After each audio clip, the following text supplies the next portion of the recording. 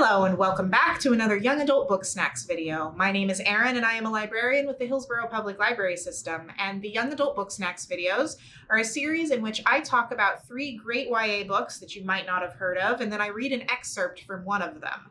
So stick around to the end of the video for that excerpt, and then let's get started talking about our first book. The 3 books that I picked today, since we're getting to the end of the year, or this might air at the beginning of our new year, all of these books are books that came out in 2020, and they are books that I've not had a chance to talk about in another video yet, but they're all books that I super loved and enjoyed reading this year. So our first book is called Clap When You Land by Elizabeth Acevedo. This one is a novel in verse, which means that the book is written as poetry, but don't be intimidated by that. It's a pretty easy and quick read with lines that pack powerful punches. In this book, Yahaira and Camino are 2 teen girls living in very different worlds. One is living in a barrio in the Dominican Republic, while the other one is living in New York. Their worlds collide when there's a big plane crash, and they find out that their father is the same person and went down with the plane. This is a book about figuring out who you are, a book about dealing with grief, and about reconciling all of the complicated things about a person that you love. It's also a book about finding family in unconventional places, and I really, really hope you give it a shot because it's a really great one and I super loved it. The second book I want to talk about is called We Are Not From Here by Ginny Torres Sanchez. In this book, 3 young people from a poor neighborhood in Guatemala take a look at the increasingly dangerous situation surrounding them and make the difficult decision to flee to America. The book follows from before the decision is made through the increasing danger that surrounds them, that leads them to make that decision, and then all the way through their perilous journey. This is a book that does not pull any punches. It can sometimes be a little bit difficult, but I definitely recommend it because while this story is fictionalized, it's a story that's happening to real people all of the time, and it's one that will really tug at your heartstrings. I enjoyed it a lot. The third book I have for you is called The Magic Fish by Trung Le Nguyen, and I apologize if I pronounced that wrong. This one is a graphic novel. In this book, a young boy struggles with his sexuality while escaping into the fairy tales he loves to read with his mother. She's also struggling with the emotions surrounding deciding to leave her family behind in Vietnam. The story goes back and forth between their lives and the fairy tales that they tell each other. The art is absolutely beautiful and does a great job of conveying the fantastical themes of some of the story. And if you like graphic novels, I would say that this is an absolute must. It's gorgeous. You're going to like it. If you don't like graphic novels or you haven't given them a try, I would still say give it a try. It would be a great one to try to get into the medium with. Now, with no further ado, let's get going with our excerpt, which is from We Are Not From Here by Ginny Torres Sanchez. All right. This one doesn't have chapter numbers. There are 2 characters that narrate, Polga and Pequeña, and this is one of Polga's chapters, or from one of Polga's chapters. Don Felicio smiles and calls out to us as soon as he sees us coming up the road. He's always standing at the corner, waiting for someone who wants a soda or ice or batteries or gum. The old man barely inflates his prices, even though he could. A lot of the neighborhood store owners do, since it saves people a trip on the bus all the way to the market. Don Felicio, though, he's too nice. He doesn't have the heart of a businessman.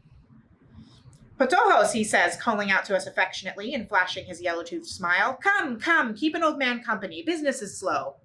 I look around, realizing there aren't as many men around here as there used to be. The ones I would listen to carefully as they talked about how they were planning to leave for the States, or how they had already made the trip once and were headed back there again, how they crossed a river, how they rode La Bestia or paid a pollero, how they followed a coyote through the desert.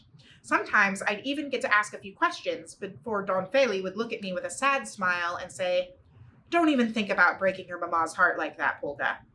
I look at the old man now. "Bueno," he says. "Cómo están?" "We're good, Don Feli, but poor," Chico answers as we step up to the counter. He takes out his money and asks for a Coke. "Just one," Don Felicio says, looking at me. I shrug. "I tell you what, I got a big shipment of drinks after Semana Santa last week. The celebrations around here wiped me out, so there are some sodas in the back that I need put in the big cooler. You guys stock all those pallets I got back there, and I'll give you 2 sodas for the price of 1. Chico grins. "Or a pack of fireworks instead?" I ask. I feel guilty taking advantage of the old man's good-heartedness, but I also want Pequeña to someday tell her child, Tio Polga and Tio Chico set off fireworks the day you were born. I want the kid to know we celebrated, and I can tell him or her about that. By then, maybe my memory of how much Pequeña didn't want this baby will have faded. Pequeña is having her baby, I explained to Don Felicio. She is? How wonderful! His eyes light up. Well, of course, he says, grabbing several packs of fireworks and pushing them across the counter towards me. These and 2 Cokes for the price of for the price of a little bit of muscle seems fair to me. He winks. Gracias, Don Feli, I say. You two remind me so much of Gallo, he says, as if explaining. He's not just one of the nicest old guys in the neighborhood. He's also one of those guys who will say the same thing every time he sees you. Gallo was Don Felicio's son, who left Puerto Barrios 10 years ago when he was 18 and hasn't been back since because he doesn't have papers. The old man talks about Gallo every time we come by. Shows us pictures of a grandson he has in Colorado or someplace too. I just got a new picture of my grandson. I'll show you when you're done. He smiles a melancholy smile. Sure, Don Feli, I tell him, even though I don't want to see pictures for the millionth time of the little kid whose hair is as unruly as Gallo's.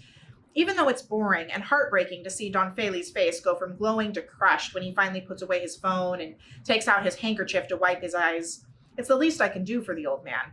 And don't worry, you'll see them again. He dismisses me with his hand, but nods, like a part of him knows it's not true, but another part of him wants to believe it. We hop the counter and go through the door to the cramped back room, where we're greeted by the smells of sour milk and overripe produce. Chico starts singing a stupid song we made up when we saw a dog in the street with a bum leg that made him look like he was dancing.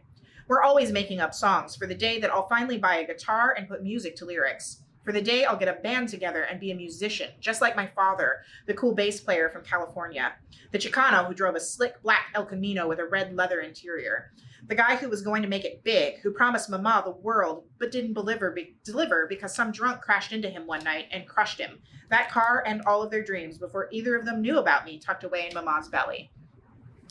Chico hands me the last 2 grape Fantas. We're almost done when we hear the sound of a car pulling up to the store. Voices grow louder just beyond the stockroom. We both freeze as Don Felicio's voice calls, "Give me more time. You have to understand.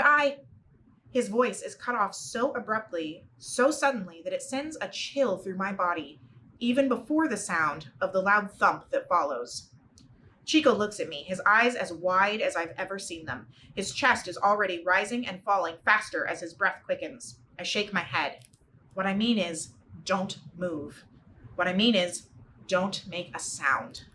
We stand there for who knows how long, Chico kneeling on the floor where he was handing me the sodas, me with those 2 grape Fantas still in my hand. I hear the rush of my own blood and the thump of my own heart, and Chico's breathing. I hear the sound of the register opening, 2 car doors slamming, car tires rolling. And then an eerie silence and the phantom echo of Don Felicio's voice before it abruptly stopped. Pulga, what just happened? Chico says, his voice trembling. I don't know. Whatever happened, we know it's bad. Really, really bad. And that's where I'm going to go ahead and stop that excerpt. If you would like to know more about what happens to Chico and Pulga or read one of the other books I mentioned, they are all available from the library, and all of them are also available as ebooks if you prefer that to a print copy. Thank you so much for watching, and I will see you all in the next video.